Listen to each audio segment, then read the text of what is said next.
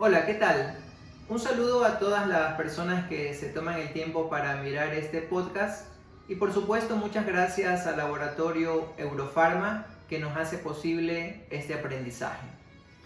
Hoy vamos a tocar un tema muy importante que es el manejo nutricional de los pacientes con diabetes mellitus tipo 2. El tema de este día es: tu medicina más importante es tu comida. Aprende a controlar tu diabetes con una correcta alimentación.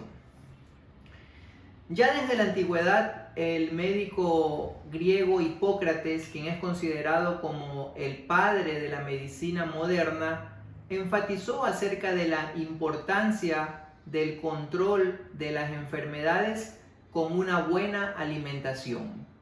Y a él se le debe esta frase que se ha hecho muy famosa: que tu medicina sea tu alimento y el alimento tu medicina. Este adagio nos da una enseñanza muy importante, sobre todo en el control de las enfermedades crónicas no transmisibles, como dentro de este grupo se encuentra la diabetes mellitus tipo 2, donde los alimentos que se ingieren son la base sobre la cual descansa un buen tratamiento de esta enfermedad. No existe entonces un buen tratamiento de la diabetes mellitus tipo 2 sin que haya una correcta alimentación. Es algo imposible de lograr. Es por eso que los pacientes con esta enfermedad deben estar muy bien capacitados y deben tener un conocimiento muy profundo acerca de cómo debe ser su alimentación.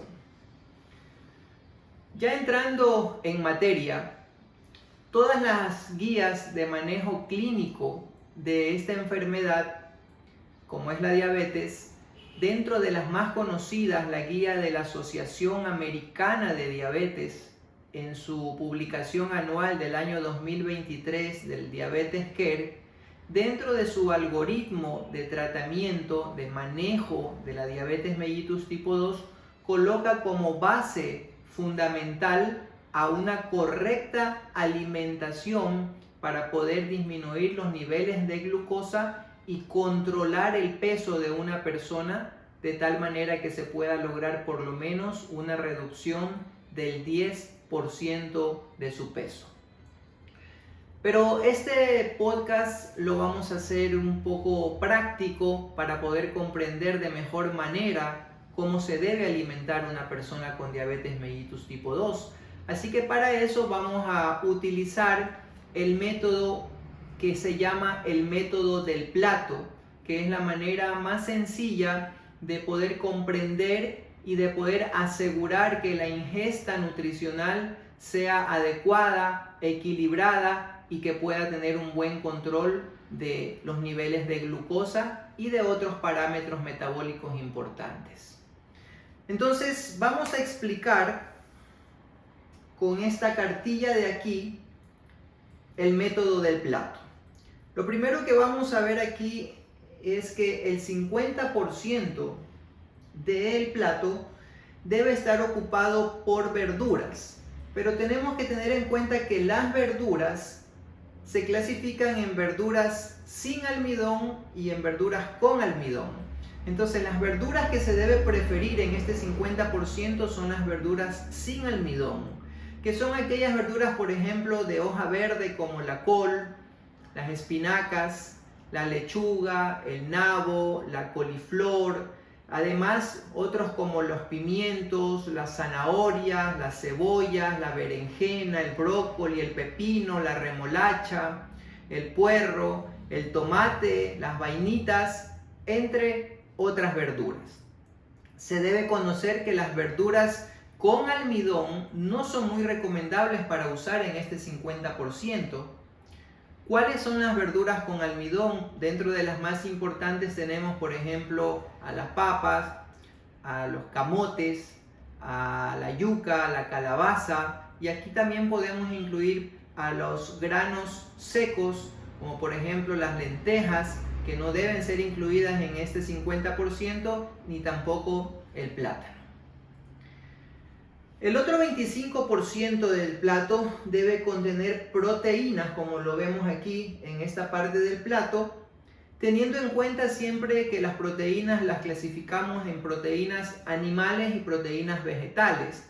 Las proteínas animales las encontramos sobre todo en las carnes, sean estas carnes blancas o carnes rojas, en el huevo, y las proteínas vegetales las encontramos sobre todo en los granos. Entonces, debido a que se debe priorizar el consumo de proteínas que provean un beneficio para la salud cardiovascular, se recomienda que el consumo de pescado debe ser primordial en cuanto a estas proteínas, sobre todo el pescado azul. Pescado azul como por ejemplo el atún, la sardina, el salmón, la trucha, que son pescados que tienen un gran aporte de ácidos grasos omega 3 y que por lo tanto son muy buenos para la salud cardiovascular. Pero también se puede consumir aquí mismo pescados que no sean pescados azules, sino pescado blanco, como por ejemplo el bacalao, el lenguado, entre otros, que son pescados que, aunque no tienen un alto contenido en ácidos grasos omega 3, también se pueden consumir con un poco menor de frecuencia. También tenemos que aquí en este 25% podemos consumir las carnes blancas, como por ejemplo el pollo, como por ejemplo el pavo o el cerdo, que se puede consumir 2 veces por semana, siempre prefiriéndose que sean alimentos que no tengan grasa y que no se consuman fritos. Una vez por semana podemos consumir aquí las carnes rojas, sobre todo por ejemplo la carne de res, la carne de chivo, la carne de borrego, siempre prefiriendo cortes sin grasa. Y cabe indicar que los granos que tienen un alto contenido proteico también podrían reemplazar a la carne. Es decir, aquí en algún momento se podría colocar granos en lugar de carne.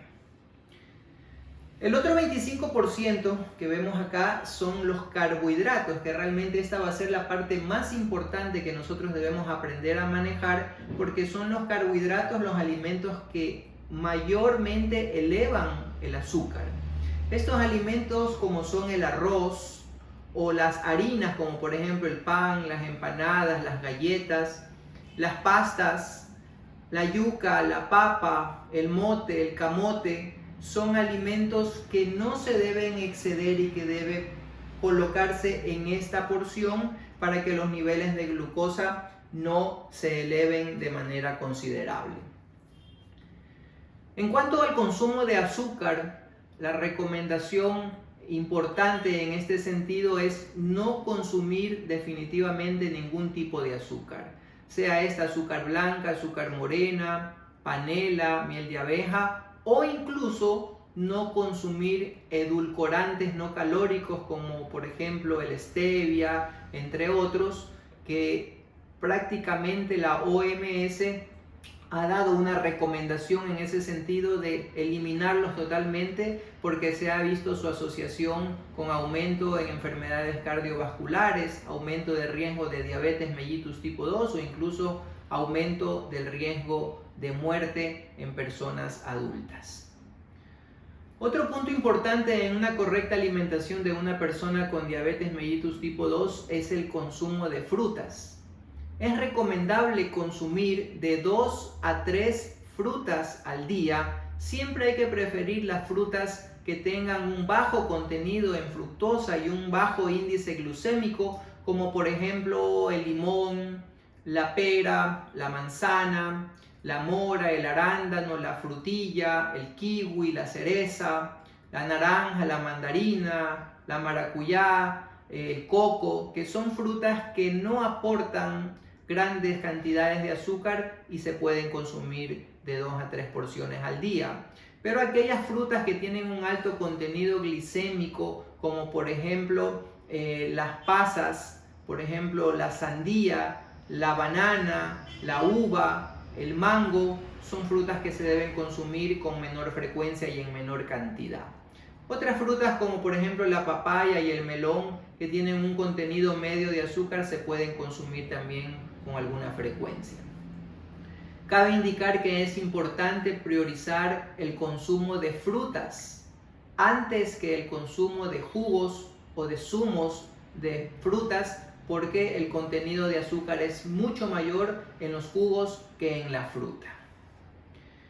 Y ya para ir terminando este podcast, quiero dejar algunos tips para que tu alimentación sea más saludable. Número 1. Siempre debes preferir que tus alimentos sean integrales. Si consumes arroz, si consumes pastas, si consumes pan, está bien hacerlo en las cantidades que habíamos propuesto anteriormente, pero siempre se debe preferir que sea integral, porque la absorción de glucosa es mucho menor cuando el alimento es integral. Número 2. Para que la cantidad de fibra sea adecuada en tu alimentación, siempre es importante añadir una cucharadita de avena cruda en hojuelas, por ejemplo, en el desayuno. Número 3. El aceite que se use definitivamente debe ser un aceite de oliva extra virgen. Número 4. Es importante consumir por lo menos de 1,5 litros a 2 litros de agua al día, porque aporta muchos beneficios para la salud. Número 5. Siempre hay que tratar de consumir alimentos que sean orgánicos. Número 6. Es importante aprender a leer las etiquetas de los alimentos que uno compra en el supermercado, porque esto ayuda mucho a tener un mejor control del consumo de carbohidratos y de grasas principalmente. Y número 7, si se tiene el hábito de fumar o el hábito de beber alcohol en grandes cantidades, es importantísimo abandonar esos hábitos, porque influyen mucho en el mal control de esta enfermedad y en las complicaciones. Estos son los consejos que te quiero dejar, que seguramente si tú los sigues y tú los haces como te lo he indicado, vas a tener un buen control de tu diabetes y vas a poder vivir sin complicaciones. Muchas gracias y nos vemos en un próximo video.